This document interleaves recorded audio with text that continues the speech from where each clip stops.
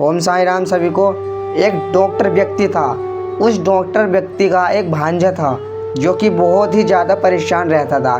किसी कारणवश उसको कोई बीमारी थी और वो बीमारी से बहुत ही ज़्यादा परेशान था। उस बालक के मामा ने उसके अनेक प्रकार की औषधियाँ दी उसको, लेकिन फिर भी उसको आराम नहीं हुआ। बहुत ज़्यादा उसकी शल्य चिकित्सा भी कराई परंतु उसको कोई लाभ नहीं हुआ। उसके माता पिता दिन रात चिंतित रहते थे और कहते थे कि हे प्रभु, कभी आपकी हम पर दया नहीं होगी, आप कृपया करें और इस बालक को मेरे ठीक करें। किसी कारणवश साईं बाबा की कीर्ति सुनकर वह साईं बाबा के पास चले गए। किसी ने कहा कि तुम साईं बाबा के पास जाओ और वह व्यक्ति साईं बाबा के पास गया और उस लड़के को साईं बाबा के श्री चरणों में लिटा करके साष्टांग प्रणाम किया और साईं बाबा से प्रार्थना करने लगे कि हे देवा, कृपया करें और हम जैसे अनाथों की आप सहायता करें। आप सबकी सुनने वाले हो, कृपया करके हमारे इस बालक को ठीक कीजिए। फिर श्री साईं बाबा को भी दया आ गई और श्री साईं बाबा ने कहा चिंता मत करो, यह है द्वारिकापति है। जो इस द्वारिकापति की सीढ़ी चढ़ता है उसके सभी दुख दर्द पीड़ा एकदम मिट जाते हैं और वह सुखी हो जाता है। तुम चिंता मत करो, ऊपर वाले पे विश्वास रखो। साईं बाबा ने उस बालक को अपने पास बुलाया और अपने पास बुला करके साईं बाबा ने अपना वरद हस्त उसके मस्तक पर रखा और बाबा ने उसके माता पिता को कहा यह उदित 7 दिनों के अंदर इस बालक को बिल्कुल ठीक कर देगी।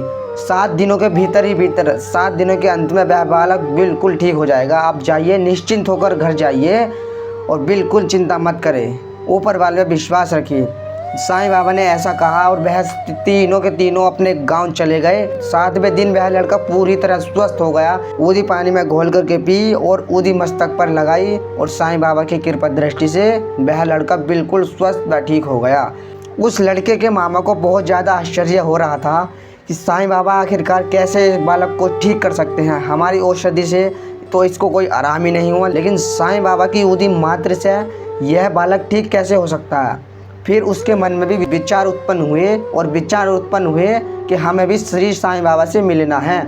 अब जैसे ही वह श्री साईं बाबा से मिलने जा रहा था, किसी ने उनके कान भर दिए तो वह व्यक्ति साईं बाबा के पास नहीं गया। और जैसे ही वह अपने गांव पहुंचा तो 3 दिनों तक उसको रात में स्वप्न आए और 3 दिनों तक ऐसा स्वप्न दिया बाबा ने उसको, क्या तुम अभी भी मुझ पर अविश्वास दिखाते हो। बाबा ने उसको 3 सपने दिए और तीनों सपने में यही कहा कि क्या तुम मुझ पर अभी भी अविश्वास दिखाते हो। फिर वह व्यक्ति बहुत ज़्यादा बीमार पड़ गया और उसी की दवाई से खुद को आराम नहीं हुआ। फिर उसने श्री साईं बाबा से मन ही मन कहा कि हे साईं बाबा, अगर तुम मुझको ठीक कर दोगे तो मैं कल से सीधा शिरडी जाऊंगा और आपके सीधे दर्शन करूंगा। उसने मन ही मन ऐसा विचार किया।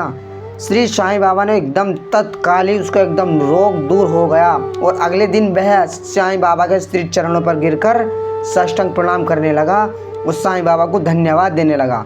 साईं बाबा अपने भक्तों को इस तरह अपनी ओर खींचते हैं और जो उनकी सच्ची भक्ति करता है साईं बाबा उसकी हमेशा साथ रहते हैं। यह मत सोचना कि साईं बाबा ने हमसे विदा ले लिया तो साईं बाबा हमको देख नहीं रहे। साईं बाबा सब देख रहे हैं, सब कुछ सुन रहे हैं। बस ज़रूरत है तो साईं बाबा को दिल से पुकारने की।